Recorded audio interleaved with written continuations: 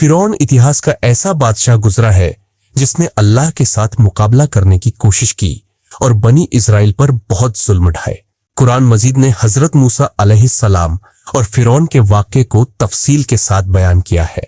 फिरौन कौन था और उसकी मौत का वाक़या कैसे हुआ, उसने क्यों और कैसे अल्लाह पर ईमान लाने का इजहार किया, और हजरत मूसा अलैहिस्सलाम ने बनी इजराइल को फिरौन के चंगुल से कैसे निजात दिलाई, ये सब हम कुरान मजीद की आयत और वाक़यात की रोशनी में समझ सकते हैं।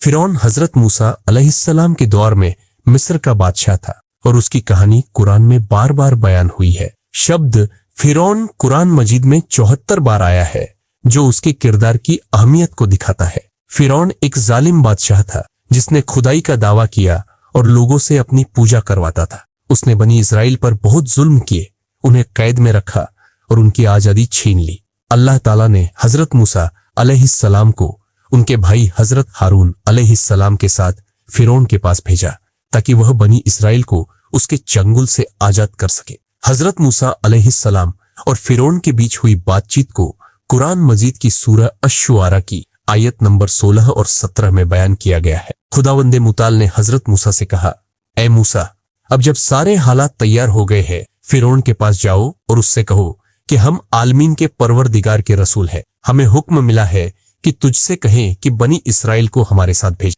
जब हजरत मूसा अलैहिस्सलाम और हजरत हारून अलैहिस्सलाम फिरौन के दरबार में पहुंचे तो वहां फिरौन के वजीरों और खास लोगों ने यह सब सुना। फिरौन ने इस मौके पर अपनी जबान खुली और शैतान पर आधारित कुछ जटिल बातें, जिनका मकसद हजरत मूसा अलैहिस्सलाम की रिसालत को झूठा ठहराना। उसने हजरत मूसा अलैहिस्सलाम की तरफ मुंह करके, जैसा कि सूरह अश-शुआरा की आयत नंबर 18 में, क्या हमने बचपन में तुझे अपने दामन मोहब्बत में नहीं पाला? हमने तुझे नील नदी की तेज लहरों से निजात दिलाई, वरना तेरी जान खतरे में थी। तेरे लिए दाई बुलाई और बनी इस्राएल की औलाद को कत्ल करने का जो कानून हमने बनाया उससे तुझे माफ कर दिया। हमने तुझे अमन, सुकून और नेमतों में पाला और इसके बाद भी तूने कई साल हमारे बीच गुजारे। फिर तूने हमारे एक साथी को कत्ल कर दिया। अब तू हमारी नेमतों से इनकार कर और हमारे दस्तरख्वान पर पलने के बाद नमक हरामी कर। इस कदर कुफ्र नेमत के बाद तू किस मुंह से नबूवत का दावा कर? फिरौन इन बातों से हजरत मूसा अलैहिस्सलाम की किरदार कुशी करना चाहता ताकि उन्हें खामोश कर सके। हजरत मूसा अलैहिस्सलाम ने फिरौन के इन इल्जामों का जवाब देने कुरान मजीद की सूरह अश-शुआरा की आयत नंबर 20 में बयान हुआ कि हजरत मूसा अलैहिस्सलाम ने, मैंने यह काम उस वक्त किया जब मैं बेखबर लोगों में से था। मैंने जो उस शख्स को मुक्का मारा वह उसे जान से मारने की नीयत से नहीं था, बल्कि एक मजलूम की मदद के लिए। मुझे नहीं पता था कि उससे उसकी मौत हो जाए। इसके बाद हजरत मूसा अलैहिस्सलाम ने फिरौन के उस एहसान का जवाब दिया जो उसने उनकी परवरिश के रूप में जताया। सूरह अश-शुआरा की आयत नंबर 22 में उन्होंने दो टूक अंदाज में कहा, तो क्या जो एहसान तूने मुझ पर किया वह इसीलिए था कि तू बनी इस्राएल को अपना गुलाम बना ले? हजरत मूसा अलैहिस्सलाम ने फिरौन को कई मोजिजे दी, लेकिन फिरौन फिर भी ईमान नहीं लाए। इसके बाद अल्लाह ने फिरौन पर तरह तरह के अजाब नाजिल की। फिरौन ने जब हजरत मूसा अलैहिस्सलाम के मोजिजे देख और कई अजाबों में मुब्तिला होकर हार मान ली तो उसने हजरत मूसा के अल्लाह को, उसने एक बहुत ऊंचा महल बनवा जिसमें दूसरे मुलाजिमों और मजदूरों के अलावा 500 मेमार वास्तुकार काम करते। एक रिवायत में कहा गया है कि यह महल इतना ऊंचा था कि उस पर चढ़ने के लिए 1 साल का वक्त चाहिए था। दूसरी रिवायत के मुताबिक यह 7 साल में तैयार हुआ और इतना बुलंद था कि दुनिया के कायम होने से लेकर अब तक उससे बड़ा महल कभी नहीं बना। जब यह महल तैयार हुआ तो फिरौन तीर कमान लेकर इस ख्याल से उस पर चढ़ा कि शायद आसमान अब नजदीक हो गया होगा, मगर आसमान उतना ही दूर दिखा जितना जमीन से था। आखिरकार उसने एक तीर आसमान की तरफ छोड़ा। अल्लाह ने एक फरिश्ते को हुक्म दिया कि उस तीर को खून से रंग दे। चुनांचे तीर खून से लथपथ होकर वापस आया और फिरौन ने कहा, मैंने मूसा के अल्लाह को मार डाला। इसके बाद हजरत जिब्राइल अलैहिस्सलाम ने उस महल को एक थप्पड़ मारा जिससे वह 3 टुकड़ों में बट गया और अलग अलग जगहों पर जा गिरा। इस हादसे में बेशुमार जानें गई।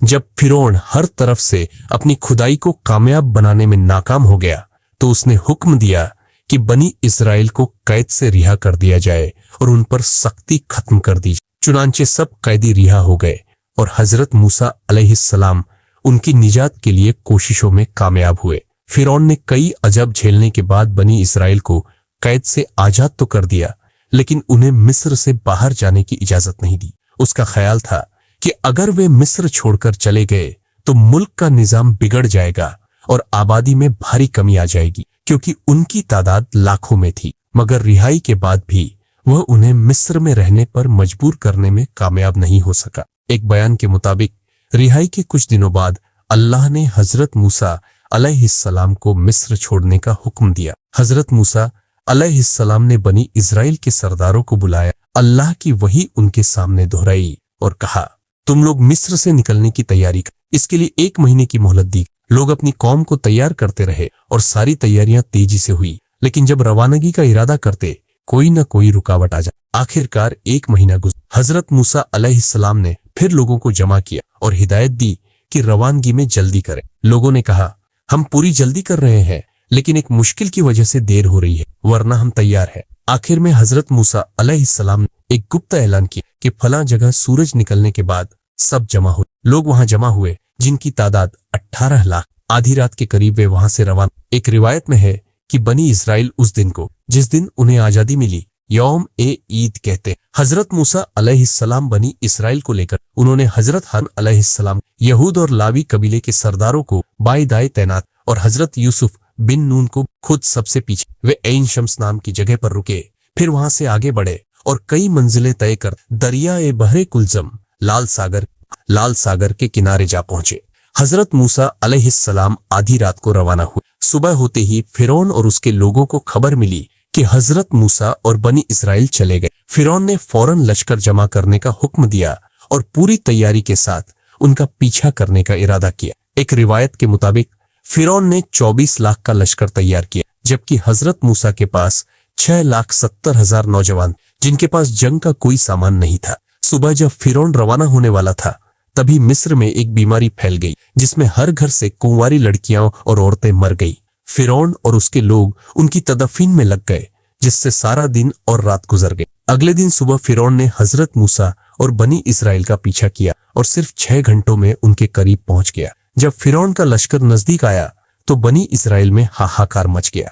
कुरान मजीद की सूरह अश-शुआरा की आयत नंबर 61 में बयान है कि जब दोनों गिरोह आमने सामने हुए तो हजरत मूसा के साथियों ने कहा, अब हम फिरौन के हाथों में आ गए, बचने की कोई राह नहीं। हजरत मूसा अलैहिस्सलाम ने फरमाया, घबराओ नहीं, अल्लाह ने हमारी हिफाजत का वादा किया है और उसका वादा गलत नहीं हो सकता। हजरत मूसा अलैहिस्सलाम अभी लोगों को तसल्ली दे ही रहे थे कि हजरत जिब्राइल अलैहिस्सलाम आ गए और बोले, अपना असा पानी पर मारो, रास्ता बन जाएगा। हजरत मूसा ने अस्सा मारा और लाल सागर में 12 रास्ते बन गए, क्योंकि बनी इस्राइल 12 कबीलों में बटे थे। उन्होंने कहा, हम एक दूसरे को देख नहीं पा रहे। तब हजरत मूसा ने पानी की हर दीवार पर अस्सा मारा और हुक्म दिया कि रोशनदान बन जाए, जिससे एक कबीला दूसरे को देख सके। एक रिवायत में है कि हजरत मूसा आखिर तक बाहर। जब सारे बनी इस्राइल पानी में दाखिल हो गए तो वे भी अंदर गए और 4 घंटों में रास्ता पार कर लिया। जैसे ही बनी इस्राइल का आखिरी हिस्सा पानी से बाहर निकला, फिरौन का लश्कर पानी में दाखिल हो गया। जब फिरौन का पूरा लश्कर पानी में था,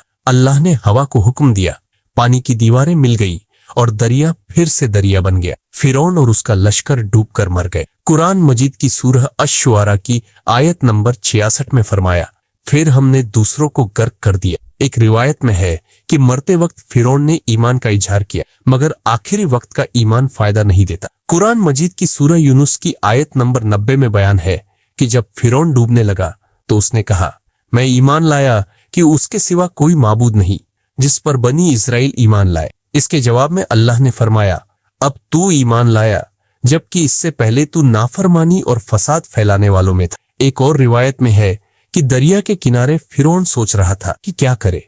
तभी हजरत जिब्राइल अलैहिस्सलाम एक घोड़ी पर सवार उसके सामने से गुजरे। फिरौन का घोड़ा उस घोड़ी के पीछे चल पड़ा और वह उसे रोक न सका। पानी में दाखिल होते ही उसका लश्कर भी पीछे आ गया और आखिरकार सब डूबकर फना हो गए।